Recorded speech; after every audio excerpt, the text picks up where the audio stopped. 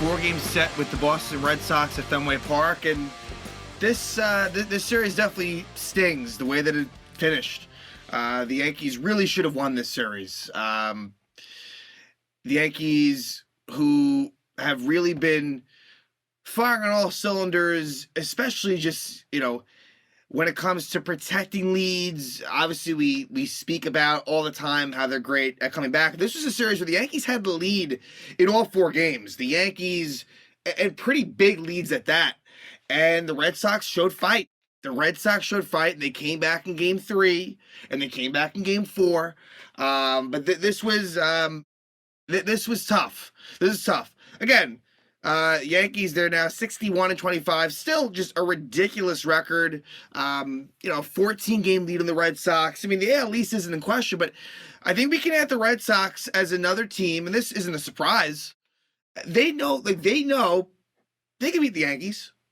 And Fenway Park, I don't want to go as far as to say it's a house of horrors. It's a bit strong, but look, Fenway Park we've seen some pretty crazy games there in recent years, that have not gone the Yankees' way. And I'm sure if you asked a Red Sox fan, they'd say, no, there was this game and that game where the Yankees won, and there have been some classic Yankee wins at Boston. It's not completely one-sided, but look, if you want to look ahead and, let's say it's a 5-game ALDS Yankees-Red Sox, that will be tough.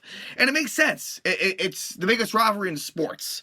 So even in the best of circumstances, the Yankees wouldn't just dominate them. But Yankees offense was there. Generally speaking, for sure, the offense was very good this series. In all facets. So I have no issues there. But the pitching was not good, specifically the starting pitching. And Jameson Taillon is the first one that comes to mind. Taillon has really been struggling lately. I don't think we're at the point where the spot in the rotation is in jeopardy, but like I always talk about in terms of ranking 1 through 5, if you had asked me I guess maybe more than a month ago, maybe a month and a half ago, I was saying, look, Taillon, based on just pure statistics and even eye tests, he was no worse than 3rd in this rotation, maybe even as high as 2nd, honestly, behind Ernesto Cortez at one point. Now he's the definite number 5. Where Taillon, he can get hit up pretty good. He really, really can. What I like about Taillon is that he does not have control issues. His walk numbers are completely limited. However, with Taillon, they're really maybe there should be a little bit more, because he is just throwing a lot of really hittable pitches that are being slugged out. He's giving up a lot of home runs. The ERA is very elevated.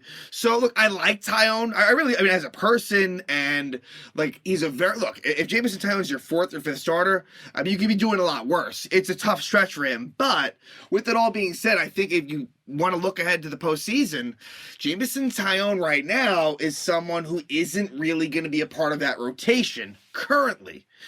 And that's just the way that it is. So Taillon, really, really rough for him. I hope he turns it around. He'll have a chance at redemption with the Red Sox next weekend before the All-Star break. So we'll see what happens there.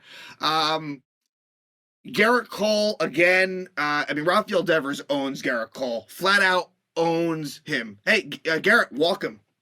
Seriously, you don't have to pitch to him. It's to the point now you do not have to pitch to him. So Cole at Fenway Park, you don't love it. You can't love it. Cole, Yankees Stadium versus the Red Sox, there's been some success there. There can be success there, but Cole at Fenway, disaster. Complete disaster. So Cole gets the win, and sadly it was, one of the better outings. That's not saying much. Ernesto Cortez. And I want to talk about, the All-Star selections. Ernesto Cortez also struggles. Luckily, he got a lot of run support. Cortez, doesn't make it out of the 4th inning, did not look good. And Cortez, to me, it has regressed. And that's not a surprise. Look, Cortez was was pitching at a crazy clip. So, he's been a little bit worse lately. And then Montgomery, and this is tough because Montgomery was the best pitcher. And Montgomery, I'll give him this. he always keeps him in the ball game. Always. He doesn't get run support. He gets the least amount of run support. And Montgomery is good at sort of giving you, a nice little 5, maybe 6 innings, of 2 or 3 run ball. That's what he does almost always, and that's great. But Montgomery, look, he pitches to the score. You give Montgomery a lead, which is rare because he doesn't get the run support. He might give that back pretty easily. So I also do have problems with Montgomery, even though I admit that is nitpicking when you compare it to, let's say, Tyone, who, is much worse. The starting pitching, problematic in this series, definitely. I think, if it had been up to me, but of course it just didn't work. It's no one's fault. It didn't work out this way. I would have loved to have seen Severino instead of Tyone. Again, no one's fault, just the way the schedule lined up. But I think Severino may have had some success in a series like this. Red Sox really feast on left-handed pitching, which is what makes the Tyone struggles even more frustrating. And Rafael Devers was out the last 2 games of the series, and the Red Sox still won both of those games. The last game saw a lot of defensive really just sloppiness. Defensively, DJ LeMahieu, they weren't easy plays, and there's blame to go around. Aaron Hicks should have been more aggressive. It put kind of LeMahieu in a tough spot. Judge, somewhat so as well, but LeMahieu called him off. So that was a bit ugly. Connor Falefa, he makes the tough plays, but the routine ones just, and it's usually with the throw. The glove is pretty good, but the throws are not quite accurate. So Connor Falefa, the defense is just spotty. You cannot trust Isaiah Connor Falefa in the field, and I think it begs the question, with Connor Falefa, I like him. I think he's a good bench piece, definitely, and someone that can help you as a pinch runner, as a guy if you need contact. He is a good contact hitter, but there's too many ground outs to the left side. There's no pop. There's no pop with Connor Falefa. So I wonder what happens with the shortstop position. I do. It might end up IKF might be the shortstop the rest of the season, but I think it's worth investigating. So, and Josh Donaldson he's been great defensively this year, but he makes one little slip up on Saturday, and it may have and likely did cost them the game. So let's just jump into these. 4-game set, Yankees, Red Sox. It lives up to the hype. It really lives up to the hype each and every time.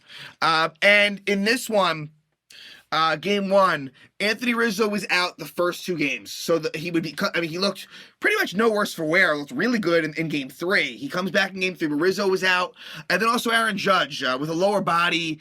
It seemed like it was maybe a calf situation, but Judge would be back for the remaining 3 games of the series, so Judge seems healthy. It wasn't a great series for Aaron Judge, comparatively to some other bats, and Aaron Judge hasn't really been great at Fenway Park in his career. You would expect better. Obviously it's a great hitter's ballpark, but Aaron Judge has not been great at Fenway, and had some moments. Game 3 comes to mind definitely with a big hit, but Aaron Judge was out in Game 1. So Josh Donaldson plays a very big role in the first 2 games. When I really think about it, Josh Donaldson was big, and also let's just talk individually. Aaron Hicks has really turned it around. I'm not an Aaron Hicks fan. I'm going to stick with that. I don't trust Aaron Hicks, push comes to shove, but he really has turned it around in a major, major way.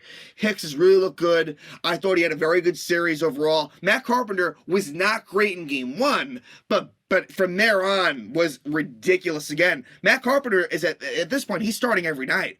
Getting some outfield reps, of course, DH. So Carpenter, that's really going to cut into Joey. Joey Gallo, the playing time has diminished, but even more so if you now factor in Carpenter potentially playing the outfield, then that's just even more for Gallo to contend with. And I agree that should be the case. So Carpenter was really, honestly, for me, the star of the series overall, when you look at all 4 games. But in this one, it was Cole versus Josh Winkowski, and Winkowski, it was a struggle. It was a struggle for him, and the Yankees jump out to the early lead in the 3rd inning as let's just get right to it. Josh Donaldson grand slam. Josh Donaldson, after Carpenter actually doesn't get the run in earlier in that inning, Donaldson with a grand slam, and I'm pretty sure he has very good career numbers at Fenway Park, which is great, obviously. So Donaldson, really, he's been coming around at the plate. He did definitely cool down, as the series progressed, but certainly the first two games was a major factor in their wins. So Donaldson grand slam, and then Aaron Hicks back-to-back home runs. It's more back-to-back homers for the Yankees. They very well might break that overall record for most back-to-back home runs in a season. It's right there for them. So Hicks with that home run, it's his fifth of the season, gives the Yankees a 5-0 lead. However, the next inning, it's a two-run homer for Rafael Devers. He owns Garrett Cole. This is what happens, and so it's 5-2. Then the Yankees add on one more run, which would end up being really, really big in the fifth, as it's a two-out triple for Aaron Hicks. And so Hicks, again, really has been coming on. And what's been great is as a lefty. As a righty, he was doing okay. Now as a lefty, the pop is there, and that's the biggest thing. But luckily, Frenchie Cordero makes a terrible mistake. It's an easy pop-up to Cordero, and it drops. And it's considered a double for Jose Trevino, who is an all-star. I need to mention that right now. Jose Trevino, congrats on... who would have ever thought Jose Trevino? And, of course, the catcher position is really weak. But still, Jose Trevino, AL All-Star, love it. So that makes it 6-2 Yankees, but Garrett Cole right away... and really the Kevin Plawecki walk in this inning. And maybe Plawecki did go around on the check swing, but they call it, it's a walk, and that is what that is. And then Rafael Devers hits a 3-run homer, and it's tough right there. I know JD Martinez is on deck as the tying run, but you got to pitch a little carefully to Devers. And it wasn't a terrible pitch, but Devers crushes it. And Rafael Devers owns Garrett Cole. And so look, Cole 6 innings, 5 runs. I'm sorry, that's not acceptable. That's just not acceptable. But look, it works out because the Yankees bullpen really gets it done. Wandy Peralta pitches a 1-2-3 7th. Then he even gets Devers, who he has really good numbers against. Peralta versus Devers is advantage Wandy. Wandy gets that out as well. So great job by Peralta. Then Michael King finishes out the 8th, getting the final 2 outs. And then at the bottom of the 9th, all-star Clay Holmes. So Clay Holmes makes the all-star team, and you'll love to see that as well. Holmes has been fantastic, absolutely deserving. And the Yankee current closer, Clay Holmes, goes 1-2-3 in the 9th and gives the Yankees that 6-5 win. So what should have been a more comfortable win, the Yankees have to use their high-leverage guys, but they hold on to that 6-5 victory. We head to game 2, and this was kind of one of those Yankee explosions, which saw a position player pitch, this time Jackie Bradley. Ernesto Cortez did not have it, but the Yankees luckily went up against Connor Seabold, who got absolutely crushed. Seabold got demolished. Unfortunately for him, he would go on the IL. He would leave due to injury, but either way, I think he probably would have been sent down. He really did very poorly. So game 2, Judge returns to the lineup, and... no Rizzo again due to the injury, but that certainly did not stop the Yankee lineup. They definitely exploded in this one. Connor Falefa would start this game on the bench, so we did see Marwin Gonzalez at short. Not a great game for Marwin, not a whole lot of Marwin in this series, but trying to think here. So it was Rizzo. Was there any other unexpected players out in this game? Rizzo is out, Connor Falefa. Who had rest roulette? Maybe there was no one in this one. It's escaping me who the other player... Oh, sorry, Giancarlo Stanton. So Stanton was out in game 2. That's right. So Stanton, who had been struggling, but, really comes through in game 4. Stanton would not play in this one. So the Yankees score right away in the first, and it is Josh Donaldson. After a Gleyber-Torres RBI single, Gleyber has been really, really good for a long time now. Gleyber, who got off to a really rough start, I was, really, critical of Gleyber. He has been very, very good lately. Gleyber-Torres did not make the All-Star team, certainly could have. And the Yankees, had a bunch of, guys make it, but Gleyber doesn't make the All-Star team. But it's been pretty All-Star caliber for Gleyber. Gets an RBI single, and then it's Josh Donaldson again. Donaldson again giving the Yankees an early 4-0 lead. lead. This time it's a 3-run homer, his 9th homer of the season. Yanks up 4-0. But then in the bottom of the first, the Red Sox respond kind of as they did all series. And it would be Christian Vasquez with a 2-run double, so it's 4-2. So Nestor Cortez, it was a rough night for Nestor, but he does get the run support. Then in the second, it's WB Mason guy, Matt Carpenter, with an RBI double, gives the Yanks a 5-2 lead. Then in the third, probably the craziest play of this game, Christian Arroyo in right field was just a dead man, as Joey Gallo, this would have been a sac fly, which would have been his 3rd sac fly of his entire career. Instead, it was almost an inside the park home run, as Christian Arroyo could not track the Gallo fly ball, had no idea where it was. It ends up going way over his head, and Gallo, it ends up being a 2-run triple, and he's throwing it at home. So, Yankees were, and I need to say this, I love the fact the Yankees have been trying to steal bases, being aggressive, but they need to just take it down just a little bit. The Yankees this series, it's been a little bit of Luis Rojas, the third base coach, the former Met manager. He's been a little at fault, but also just in general, some caught stealings and just a little bit over aggressiveness. Look, I'd rather you be over aggressive than under, but still. The Yankees did run into some outs. But anyway, it's technically a Gallo 2-run triple, gives the Yankees a 7-2 lead. And then the Yankees would score even more. Matt Carpenter, a solo shot, his 9th of the season, gives the Yanks an 8-2 lead.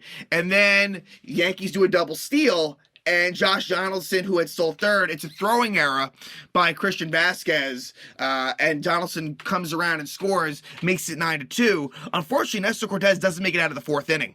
He allows a home run to Trevor Story and then one to Bobby Dahlbeck, and then after a Rob Refsnyder double and a J.D. Martinez walk, he's out of the game. 3 2/3 innings for Cortez, and things get a little bit interesting. Miguel Castro, who is very erratic. Look, this was a good outing for Castro, but the Sunday outing was not a good one for Castro. Tough to trust, clearly a depth option. And look, for a depth piece, he's fine. But he does luckily get Christian Vasquez to strike out with the bases loaded. A pretty big spot in that point of the game. And then he finishes off the 5th. So good job by Castro. It could have gotten uglier, I suppose. Then in the 6th, Albert Abreu comes on, gets into some trouble. There's an RBI ground out in there, makes it 9-5. And Lucas Luetge is an unsung hero in this game. He comes on, walks Verdugo, but then gets a big pop out of Trevor Story. Trevor Story was the tying run. It was bases loaded 4-run game. But Luetge not only gets the final 2 outs of the 6th, he goes 3 2/3 and finishes up gets the final out, goes 3 1/3. Really good stuff by Luetge. And the Yankees would score some more runs. In the 7th, it's a sac bunt. It's a sac bunt by Marlon Gonzalez that scores Aaron Hicks. It's a squeeze play. You love to see that. Seriously, that brought, honestly, it was great. I've been asking the Yankees to do this. It works. When you do it, it works. And so good job by Marwin, and the Yankees score there. Then you get an RBI double by Gleyber Torres in the 8th to give him an 11-5 lead. And then in the 9th, Jackie Bradley comes on. He, walks a few guys, and Connor Fluffy gets a bases loaded walk. 12-5. Yankees win this game. Let's go to Game 3. Game 3 and 4, this is where it gets really tough. Really, really tough. So, Game 3, Montgomery pitches well. Cutter Crawford, the Red Sox starter, he pitched well also. Cutter Crawford goes 5 innings, gives up 1 run. Rizzo's back. No Gallo in the 3rd game or the 4th game in the starting lineup. He would come in the 3rd game earlier, much earlier than I would have liked. But Gallo not in. DJ LeMahieu was out in Game 3. Would pinch hit eventually. So the Red Sox do finally take the lead. The one time in the series that they took the initial lead, and it's a Bobby Dahlbeck RBI single in the 2nd to give him a 1-0 lead. Then in the 5th, Aaron Hicks homers again. It's a homer for Hicks, ties it up at 1. Then in the top of the 6th, Ryan Brazier comes on for Cutter Crawford, and Anthony Rizzo, who also did not make the All-Star team, and I get it. I thought he was worthy, but Rizzo, I wouldn't say he was a snub. Michael King was the one guy that that's a snub. His numbers are insane, but it's tough for setup men to make it, and that was the case here. But Anthony Rizzo, RBI double, gives the Yanks a 2-1 lead, and then it's an RBI single for Josh Donaldson. So the Yankees are up 3-1, and this is where Montgomery hurts me. And also, I should mention, Matt Carpenter singles, and they pinch run Gallo in the 6th inning. I just don't quite. Why in the 6th? It did come back to bite them, as Gallo would actually walk in his one plate appearance, but I don't agree with that, but it didn't matter. Bottom of the 6th, Rob Refsnyder, the former Yankee, killed them this series. Refsnyder, who's really good versus lefties. Refsnyder homers, and that's what hurts me with Montgomery, where we give you the 2-run lead, and you God, give it right back. And the fact that Montgomery couldn't get through the 6th inning, I feel like that really affected the rest of the game. Montgomery couldn't get through the 6th. He gives up 2 singles to Bogaerts and Alex Verdugo. Alex Verdugo, a huge Yankee killer. And so, they have to bring Michael King on in the 6th inning, and King gets the job done. He gets stored a fly out, but it has repercussions, because ideally what you would have done is you get Montgomery through the 6th, you get King through the 8th, and then you have Holmes for a clean 9th. It doesn't work out that way. In the bottom of the 7th, King does a great job. An easy 1-2-3. But at the bottom of the 8th, he couldn't quite seal the deal. And it was a great outing for King to that point. It's a 2-out double for JD Martinez. And so they bring Clay Holmes on, and Holmes walks Bogaerts, which I understand why he did. At the time, I was frustrated that Wandy Peralta was not on to face Alex Verdugo. Like, I understand why it wasn't completely. I'm not sure how you could have maneuvered it, but it sucks that Holmes walks Bogaerts. And look, Verdugo ends up getting a hit off of Peralta in extra innings anyway, so that my whole argument is kind of just thrown out the window right there. So, but anyway, Holmes walks Bogaerts. I wish that was a little bit more of a competitive at bat, but to be fair, Bogaerts is great, and Verdugo, really versus other teams, is not as great, but against us he is. And so it ends up being 1st and 2nd, and on an 0-2 pitch, I wish that Holmes' 0-2 pitch was not quite, it wasn't a strike. It was a good piece of hitting by Verdugo, but I wish, on 0-2, let it be a little more outside or a little lower. Verdugo just hits it to the opposite field, and he ties the game. Jeter Downs had pinch run for JD Martinez, scores and ties it up at 3. Holmes does get out of the 8th. He also pitches the 9th, and we go to the 10th. Jake Diekman comes on, and the Yankees score some runs. And, you were hopeful that this could have won the game, but it didn't. Judge gets a double, RBI double. Then it is a good piece of hitting by Gleyber Torres to get Judge over to 3rd. And then Anthony Rizzo with an RBI double gives the Yankees a 5-3 lead. Rizzo does fuck up, though, as he is caught stealing. A little too aggressive by Anthony Rizzo. And so the Yankees only have a 5-3 lead. Wandy Peralta comes on, and he's been really good lately. I have to say, Peralta, he was excellent in that first game of the series, but he gives up a single to Rob Refsnyder. Then Vasquez flies out. Then a big at-bat is Jeter Downs kind of poking a single past Gleyber Torres. That hurts. He pokes the single past Gleyber, and that makes it 5-4. And then what was a huge play is Xander Bogaerts hits what looked to be a 5-4-3 double play. And mind you, Josh Donaldson was making ridiculously good defensive plays all game. Donaldson bobbles it, and that takes him out of the double play. He does recover and get the out at first. So that sets up 2nd and 3rd, 2-out, 1-run game. And Alex Verdugo, again, gets the big hit, a walk-off 2-run single, and that stung. That game stung. It was hard to be mad at one specific person in this game. It wasn't like that. Whereas Game 4 was a lot of just sloppy, bad shit. This was just frustrating because you had it right there, and it slipped away, and the Red Sox fought back and won. So the Yankees lose. So at this point, it's like, all right, don't love it, but let's come back and let's still win this series. Let's let this. It can take the sting away if you can at least just win this last game. Well, it was kind of more of the same, where the Yankees blow a lead. And that 3rd game of the series was the first game the Yankees have lost when leading after 7 innings. Well, this game here, this was almost reminiscent to the Yankees-Blue Jays game on Father's Day. A few, I guess, what is it now? Maybe 3 weeks back now? This was similar to that game where, the Yankees take a pretty early lead, and a combination of the starting pitching and the bullpen really let them down. Also some bad defense. And so in this one, Gleyber Torres sits in this game, but it would be Taillon versus Nick Pivetta, and they were both horrible. Nick Pivetta was terrible. The Yankees destroyed him. And in the first inning, it is a 2-run homer for Giancarlo Stanton. That's good to see. I mean, Stanton has been hitting home runs, but he had a really good game. Later on, we need robot umps. We really need robot umps. As Stanton is called out on strikes. Just Boone gets ejected. This was the 7th inning, so Stanton, he gets screwed on that. But it was a really good night for Giancarlo. 2-run homer right there makes it 2-0. And the Yankees score more in the second. It is an RBI single by Jose Trevino, and unfortunately, he's thrown out at second trying to get a double. So that's a situation right there where you wish Trevino would have just stayed back, but he gets thrown out. Then Connor Falefa gets an RBI single, gives the Yankees a 4-0 lead. But what does Jameson Taillon do? He gives up a 2-run homer to Frenchie Cordero. You cannot do that. And so now it's 4-2. And this just feels like every other game in this fucking series. Then it's the top of the third, and that guy does it again. Matt Carpenter, 2-run homer, his 10th homer of the year. The numbers are just insane. Look, he's going to cool off at some point, but the sample size is increasing, and he's still putting up crazy numbers. So Matt Carpenter gives the Yankees a 6-2 lead. Then at the bottom of the third, it's a home run for Christian Vasquez. Makes it 6-3. Let's move to the bottom of the fifth. And Pivetta gets taken out in, the 4th inning, and the Red Sox bullpen shut it down the rest of the way. That's not great, but I can't kill the Yankee offense. Bottom of the fifth, 2 outs. Run around third, and Christian Vasquez gets an RBI double. So Vasquez, he's been a Yankee killer as well.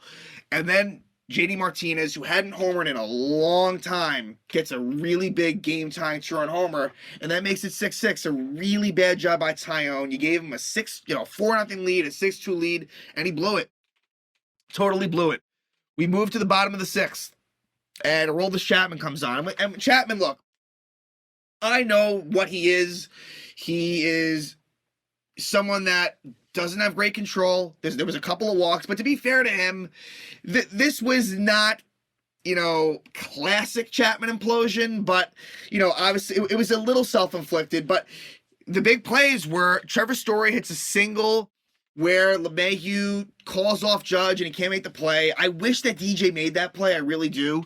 I think, it wouldn't have been easy, but he could have made it. And then later on, it's bases loaded 1 out. Jeter Downs is up, and Downs, it's, I guess, considered a sac fly where they do get an out on the play. But LeMahieu, Aaron Hicks needs to be charging a little bit harder.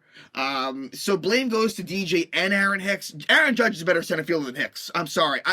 I like Aaron Hicks in left field. Aaron Hicks in left field is fine. Judge in center is better. So LeMahieu also drops this one. It leads to a run. The Red Sox take a 7-6 lead. And then in the bottom, again, Yankee offense really dies down for the most part. Bottom of the 7th, Miguel Castro, really bad, but it starts out with a kind of left the throwing error.